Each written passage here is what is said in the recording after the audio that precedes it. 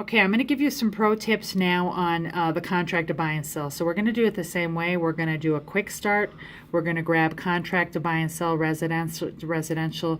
We're going to click go. So that was just from create new contract from the main page? Yep, from the main page or from inside a record. Either is fine.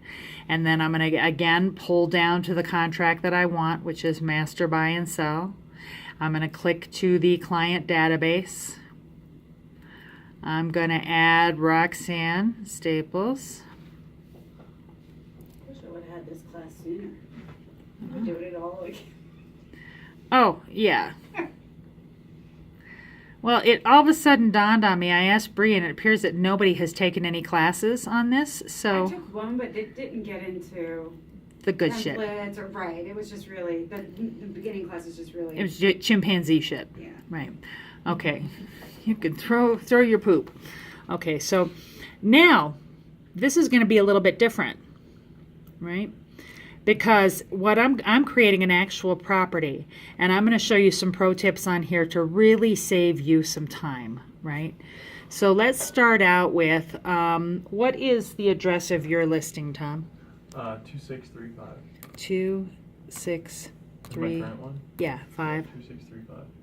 King? South King, yes. Now I'm just going to put King Street.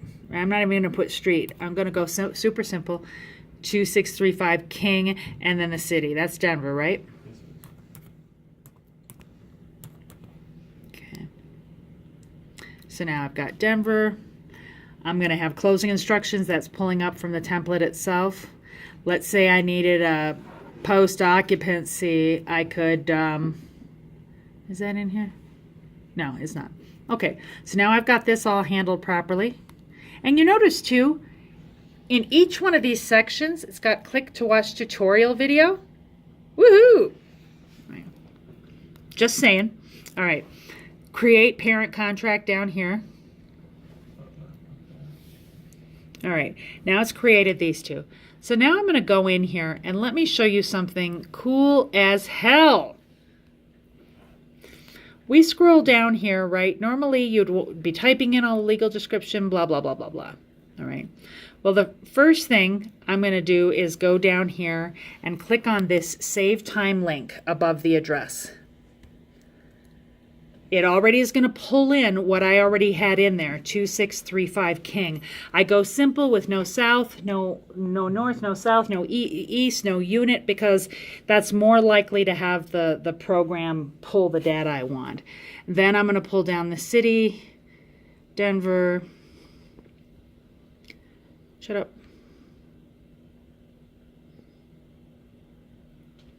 And hit search.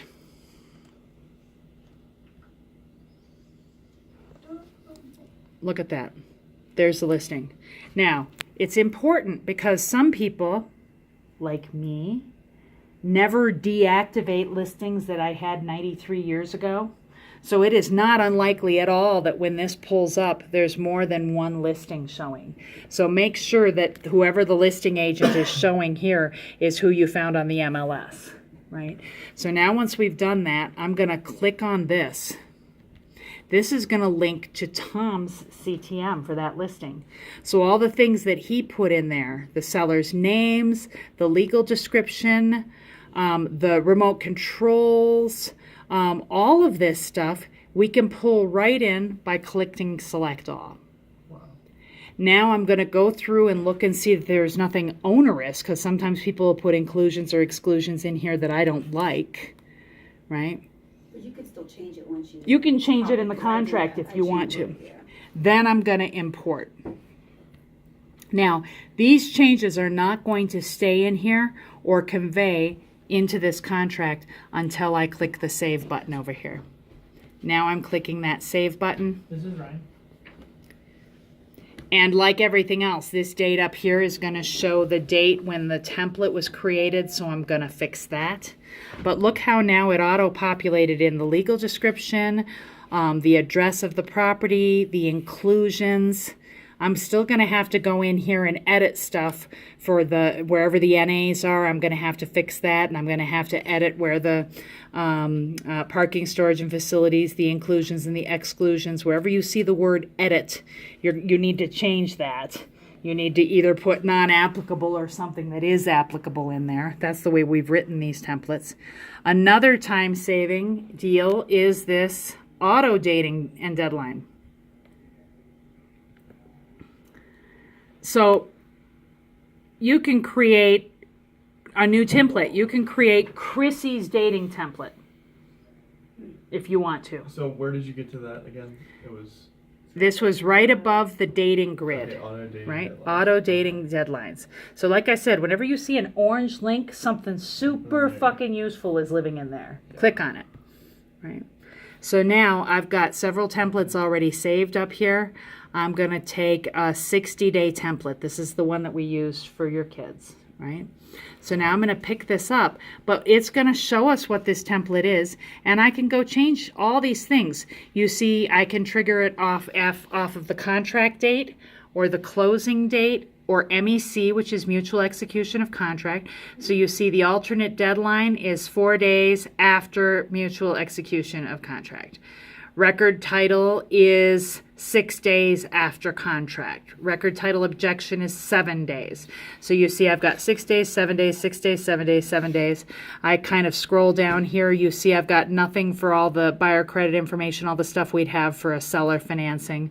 I've got appraisals by days, LLC by days. Then I have to go to the top, insert my actual closing date. So this is March 2nd. I'm doing a 60-day template, so I'm going to say the 2nd of May. I'm going to save and insert. Voila. Look what's in here. What if you wanted to, at that point, could you, for instance, like with investors, they're not doing appraisals. You could, Create. You put NA in there. And Absolutely. Then that would, Absolutely. And in fact, So but it shows those days, those date. And the it'll show amount it of as a days, date. And then you have to save. You have to Yep. choose only the closing date, and then everything else. everything else will Love populate. that. And here's the other thing too. Now you want to, for a pro tip, now scroll through there because now it'll tell you whether or not it did any of those on a weekend. It'll be in red. The day will be next to it, and then you can just manually fix that. Right? How hot is that? I like it. You have to clean it up, right? Because there's going to be stuff in here that you're going to put non-applicables. There are so forth. And the other thing, just for purposes of being a good citizen, if you're going to make a radical change off of one of these templates,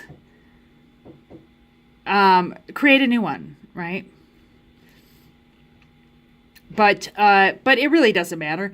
Keep in mind that every time you use one of these templates, you're going to review it, you're going to edit it, you're going to save it and insert it. So don't just grab a 60-day template, save it and insert it. So right? once you get to there, say it's Yeah. the 10-day close cash. You Yeah. go save and insert, but you have to put contract date and closing date. Yep, before you'll it have to put starts. contract date and closing So date. I'll probably be doing like 25 or 30-day close investor. Yeah. Yeah, and you'll see we've got, look first to see if you've got one of these that might be useful, 30-day investor, 60-day, backup, 45 days.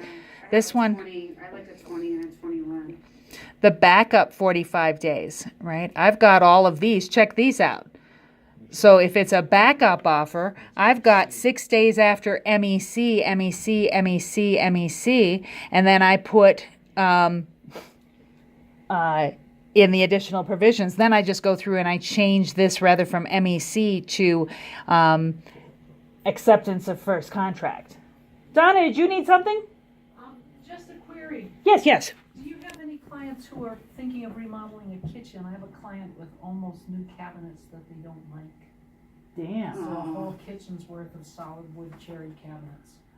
Ooh. Your guy probably is Yeah. interested in that, isn't he? I have photos if you wanna. Yeah.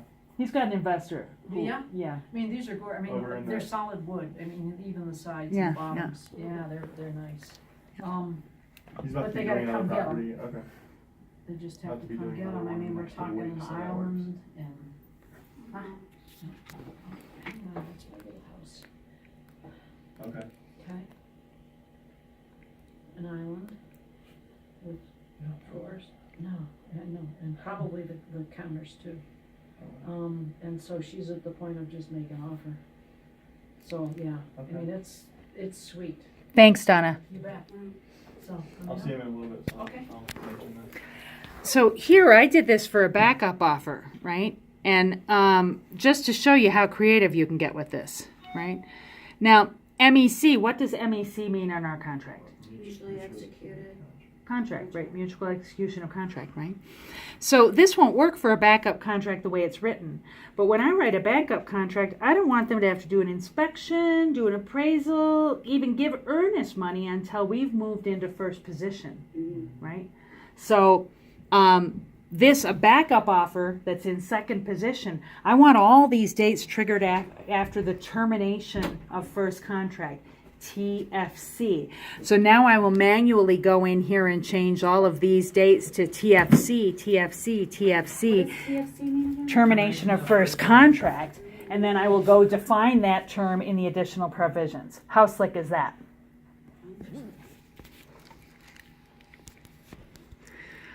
Next pro tip, when we get to the purchase price, if you put commas in here, it'll screw y'all up. The system doesn't like commas. It will do commas for you.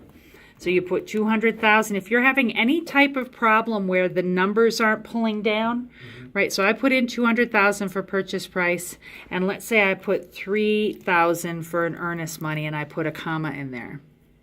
Look at that. Don't do it. Don't do it. It's messing me all up. Put commas in there. All of a sudden, nothing works, right?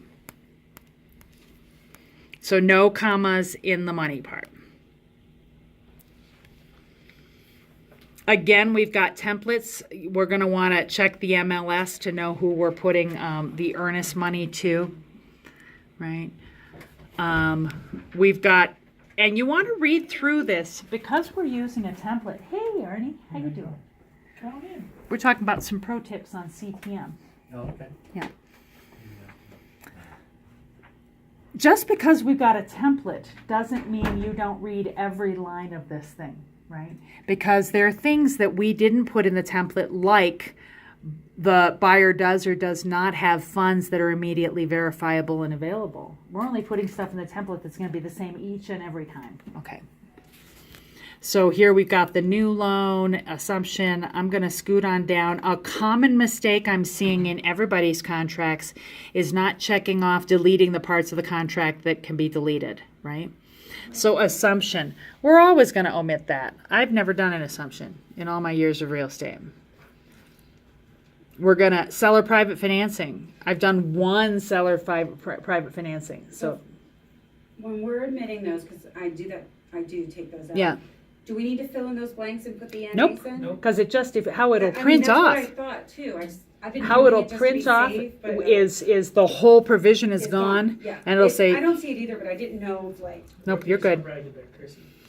Just going through and double checking. And then also credit information, because the credit information is only used if it's seller financing. The buyer only has the right to review the seller only has the right to review the buyer's credit information if it's seller financing. So that's a common one. Let's look at other pro tips.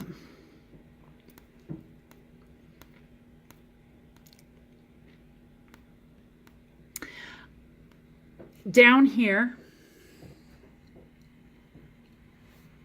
we've got, you see any permits or building plans, surveys, or appraisals currently in seller's possession. That's boilerplate language we have. Remember to check off the box. This is for due diligence documents, right? And of course, you're going through and putting non-applicable wherever you see NA, right? I wanted to get us down to additional provisions, and we're going to do more classes on what actually goes in here, all of these things.